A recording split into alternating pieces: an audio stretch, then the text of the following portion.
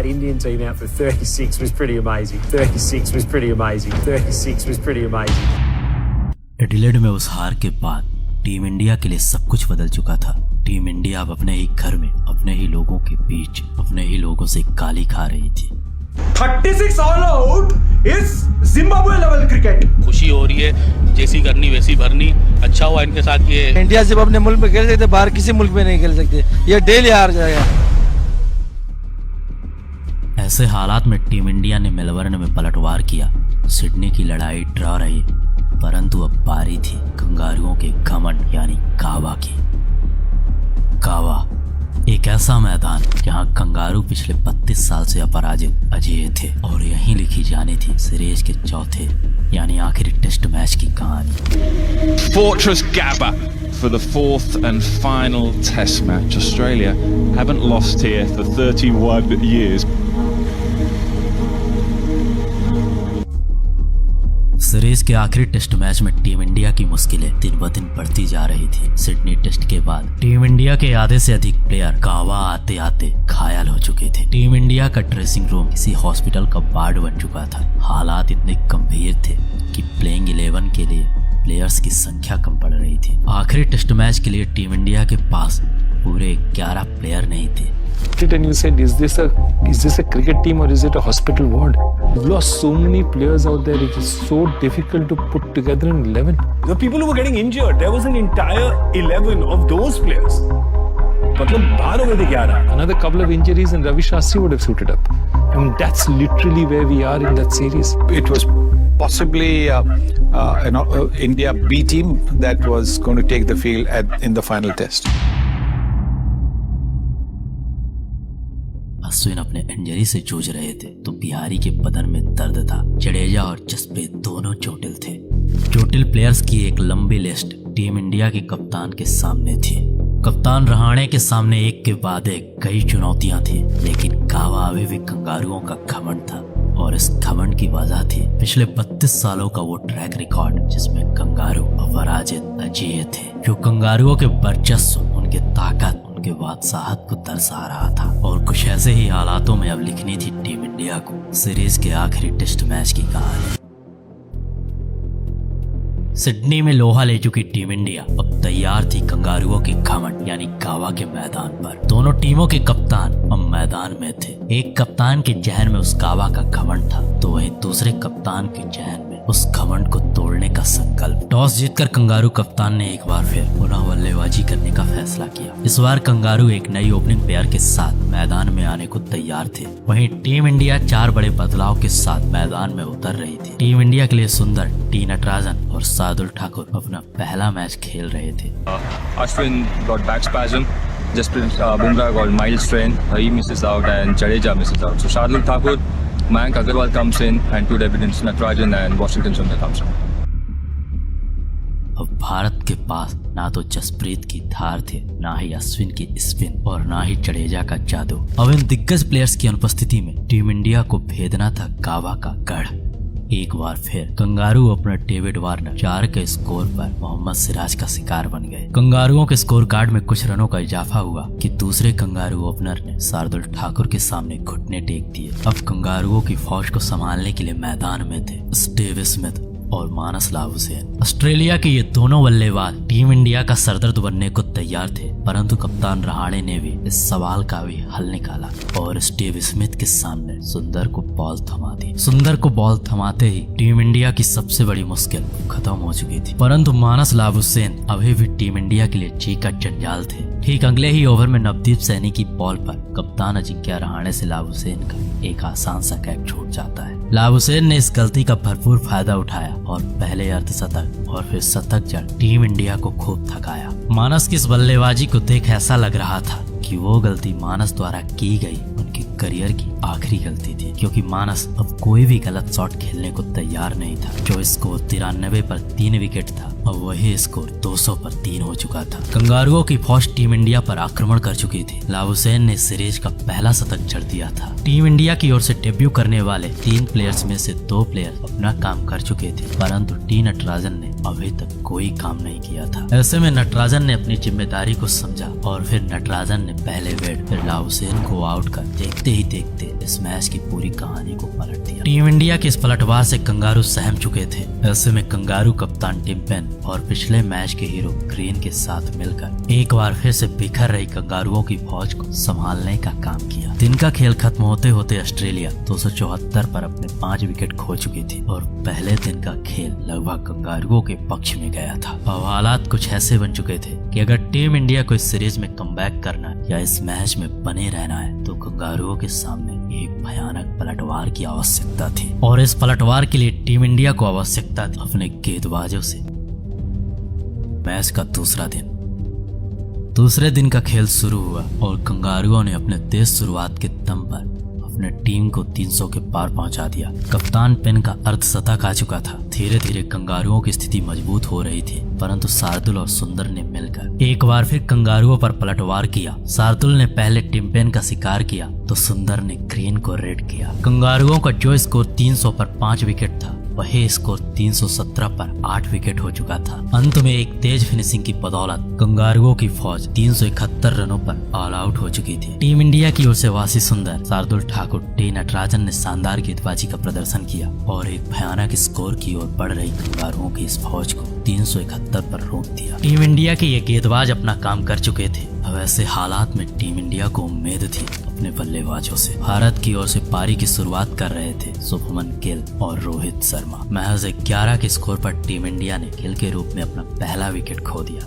और 60 के स्कोर पर टीम इंडिया के दूसरे ओपनर ने भी कंगारुओं के सामने अपना विकेट फेंक। परंतु अब सबकी निगाहें थी कावा टेस्ट के तीसरे दिन पर। तीसरे दिन का खेल प्रारंभ हुआ। पुजारा ने कप्तान रहाणे के साथ मिलकर टीम इंडिया को एक सधी हुई शुरुआत देने का प्रयास किया। टीम इंडिया के ये दोनों बल्लेबाज अब क्रीज में पूरी तरह से सेट हो चुके थे, परंतु जॉस हेजलवुड ने टीम इंडिया की दीवार को ध्वस्त कर बड़ी चतुराई के साथ भारत को बैकफुट पर ढकेलने का प्रयास किया, क्योंकि टीम इंडिया के पास मात्र एक ऐसा यही बल्लेबाज था जो कंगारुओं के हर गेंदबाज का सामना अपने डिफेंस के साथ कर सकता था। अब ऐसे में संपूर्ण भारत के सामने सिर्फ एक ही सवाल था कि अब कौन सा बल्लेबाज खूंखार कंगारू गेंदबाजों का सामना अपने बल्ले से करेगा। 161 के स्कोर पर आधे से अधिक टीम इंडिया पवेलियन से इस मैच को दर्शक बन के देख रही थी। कंगारू गेंदबाज लगातार विकेट पर विकेट चटका रहे थे, वहीं भारतीय बल्लेबाजों के सामने कंगारुओं के इस आक्रमण का कोई उत्तर नहीं था। टीम इंडिया के सभी बल्लेबाजों को एक अच्छी शुरुआत तो मिल रही थी, परंतु उनमें से कोई भी बल्लेबाज एक बड़ी पारी खेलने को तैयार नहीं था। 186 के स्कोर पर ऋषभ पंत ने भी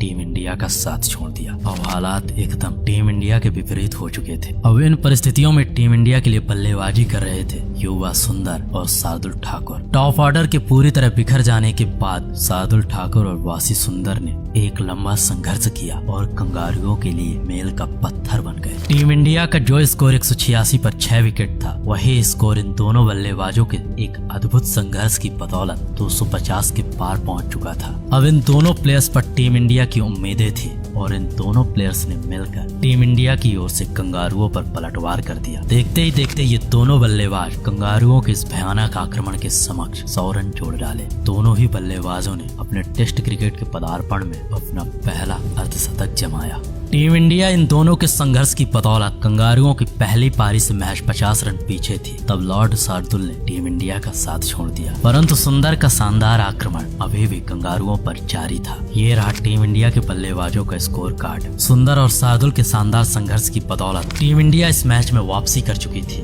ये टेस्ट मैच एक ऐसे रोमांचक मोड़ पर आ चुका था जहां से टीम इंडिया कंगारुओं से महज 33 रन पीछे थी और ये सीरीज जीतने के लिए टीम इंडिया के गेंदबाजों को एक बार फिर कंगारू बल्लेबाजों पर आक्रमण करने की आवश्यकता थी। टीम इंडिया के गेंदबाजों का सिंपल सा एक ही लक्ष्य था कि इस मैच के चौथे दिन कंगारुओं को एक बड़े लक्ष्य से रोकना। अब सबको इंतजार था मैच के चौथे दिन।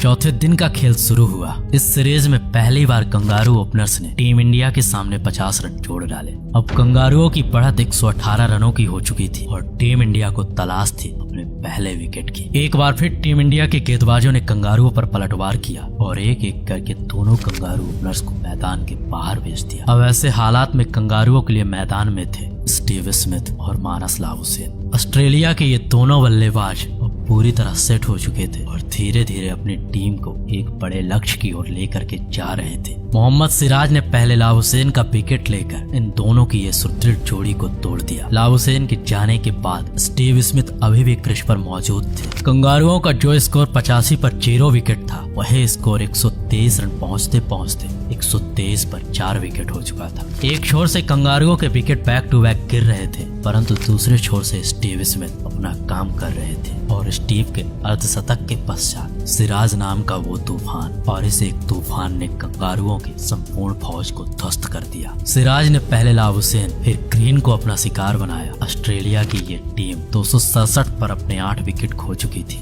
परंतु इनकी बढ़त अभी भी 300 के पार थी और अभी भी इनके पास 3 विकेट बाकी थे। ऐसे में टीम इंडिया के इन गेंदबाजों ने मिलकर बचे हुए शेष 3 कंगारुओं को एक बड़ी बढ़त से पहले रोक लिया। मोहम्मद सिराज ने इस मैच में अकेले 5 कंगारुओं का शिकार किया और कंगारुओं को एक बड़े लक्ष्य से पहले रोक दिया। टीम इंडिया को यह सीरीज और ये मैच जीतने के लिए 329 रनों की आवश्यकता थी, लेकिन ये चुनौती आसान नहीं होने वाली थी, क्योंकि कंगारुओं के पास भी उनके भयानक तेज गेंदबाजों की एक घातक फौज थी जो घात लगा करके बैठे थे गावा के उस गढ़ में। परंतु टीम इंडिया के दोनों ओपनर इस मैच को जीतने की उम्मीद से उस 22 गज की मट्टी पर उतर चुके थे। टीम इंडिया ने मैच 4 रन स्कोर किया और बारिश की वजह से ये मैच 5वें दिन के लिए शिफ्ट हो चुका था। ये सीरीज और गावा का गढ़ जीतने के लिए टीम इंडिया को अब आखिरी 100 ओवर्स में आवश्यकता थी 325 रनों की। संपूर्ण दुनिया ये मान चुकी थी कि टीम इंडिया किसी भी हालात में ये सीरीज और इस मैच को नहीं जीत सकती, क्योंकि गावा के गढ़ में आखिरी दिन में 300 से अधिक रनों का लक्ष्य चेज कर पाना आसान नहीं था। इन्हीं सब कारणों की वजह से क्रिकेट के ये दिग्गज इस मैच के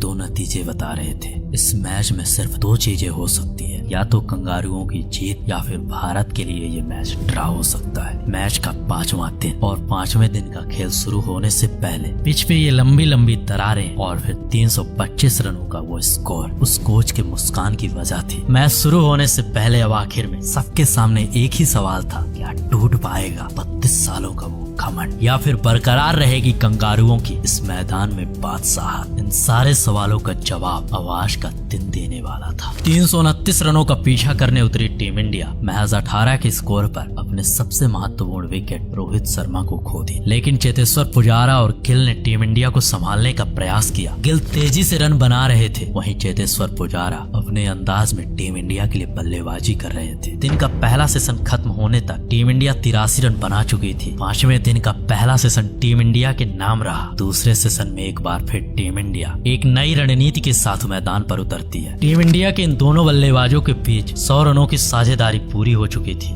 इसी साझेदारी को तोड़ने के लिए कप्तान पेन ने नाथन लायन को बॉल सौंप दी और लायन ने गिल को 91 के स्कोर पर अपने फिरकी के जाल में फंसा लिया। गिल 91 के व्यक्तिगत स्कोर पर टीम इंडिया का साथ छोड़ चुके थे, परंतु गिल द्वारा खेली गई ये पारी टीम इंडिया के लिए एक पारी नहीं बल्कि गावा के इस किले को भेदने के लिए एक उम्मीद थी। गिल के जाने के बाद अब टीम इंडिया की पारी को आगे बढ़ा रहे थे चेतेश्वर पुजारा और अजिंक्य रहाणे, परंतु पैट के प्रहार के सामने इन दोनों की ये जोड़ी ज्यादा देर तक टिक ना सकी। कप्तान रहाणे भी अब टीम इंडिया का साथ छोड़ चुके थे। ऐसे में टीम इंडिया की वो दीवार कंगारुओं के हर प्रहार का जवाब अपने डिफेंस से दे रहा था। टीम इंडिया की रणनीति आज बिल्कुल साफ थी, वो हर हालात में इस मैच को जीतना चाहती थी। इसीलिए मयंक से पहले ऋषभ को मैदान पर बल्लेबाजी के लिए भेज दिया जाता है। दूसरे सेशन की समाप्ति तक टीम इंडिया का स्कोर था 183 पर 3 विकेट। ऋषभ पंत और चेतेश्वर पुजारा अभी भी टीम इंडिया के लिए मैदान में थे। अब यहाँ से ये मैच जीतने के लिए टीम इंडिया को आवश्यकता थी 145 रनों की। वहीं कंगारुओं को ये मैच जीतने के लिए टीम इंडिया के अगले 7 विकेट को तोड़ना था। अब दोनों टीमों के पास सिर्फ 2 ऑप्शन थे, या तो करो या फिर मरो।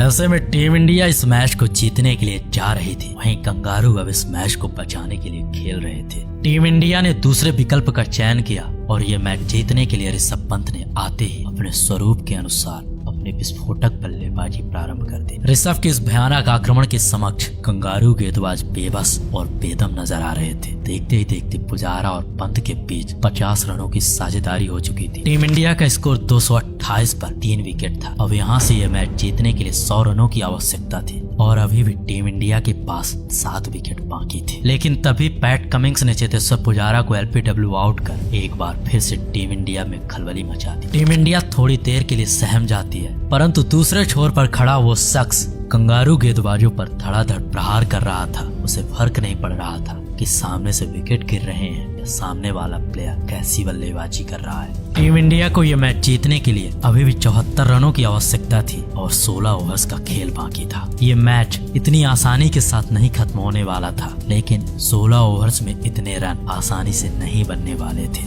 क्योंकि ये मैदान ही एक ऐसा मैदान था जहाँ कंगारू पिछले 32 सालों से अपराजित अजेय थे। अब अगले 13 ओवर्स का खेल बाकी था और जीत के लिए 63 रनों की आवश्यकता थी। टीम इंडिया मयंक अग्रवाल के रूप में अपना अगला विकेट खो चुकी थी, परंतु एक छोर से ऋषभ पंत अपने हार न मानने वाले जज्बे के साथ बल्लेबाजी कर रहे थे। ऋषभ नाम का वो साहसी बल्लेबाज अभी भी रुकने का नाम नहीं ले रहा था। उसने सुंदर के साथ मिलकर एक शानदार साझेदारी की। टीम इंडिया को ये मैच जिताने के लिए इन दोनों के बीच महज 51 गेंदों में 50 रनों की एक ताबड़तोड़ साझेदारी होती है, परंतु जब टीम इंडिया को अगले 10 रनों की आवश्यकता थी तब सुंदर के रूप में टीम इंडिया का अगला विकेट गिर जाता है। लगा कि कहानी में यहाँ से थोड़ी बदलाव होगा। सुंदर के आउट होने के बाद टीम इंडिया को एक बार फिर एक झटका लगा, लेकिन इस बार संपूर्ण भारत को उम्मीद थी ऋषभ पंत से। एक छोर से लगातार विकेटों का पतन हो रहा था, वहीं दूसरे छोर से ऋषभ पंत का आक्रमण कंगारुओं पर जारी था। जब टीम इंडिया को यह मैच जीतने के लिए 3 रनों की आवश्यकता थी तब शार्दुल के रूप में टीम इंडिया ने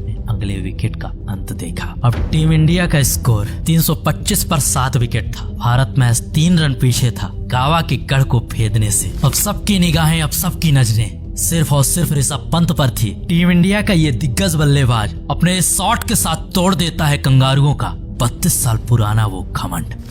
टूटा है गावा का घमंड, जीत गई है मुकाबला Bharat. The fortress Gabba has just been breached, the first time in 32 years. India win the test, they win the series, and they win the hearts and minds of cricket fans all around the world. अब कंगारुओं का वो घमंड टूट चुका था, खत्म हो चुकी थी वो बादशाहत, टूट चुकी थी इस मैदान पर जीतने की वो लगातार चली आ रही series. Team India back to back कंगारुओं के घर में 2 सीरीज जीत चुकी थी। उन लोगों को जवाब मिल चुका था जिन्होंने 36 साल आउट पर भारत का मजाक बनाया था।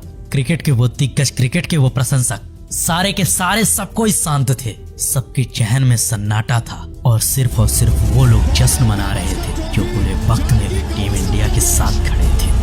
The fact that there were so many players that were ruled out of the different test matches, and like I say, losing your captain going home, I think the way they come together as a squad was absolutely brilliant. Series has gone through something I certainly have never seen in the history of watching cricket for the last 50 years, and for whatever little I've read of the game before that, and I've read quite a bit, I can't remember a series this good. The whole world was watching and saying this is possible. Never ever ever underestimate the Indians.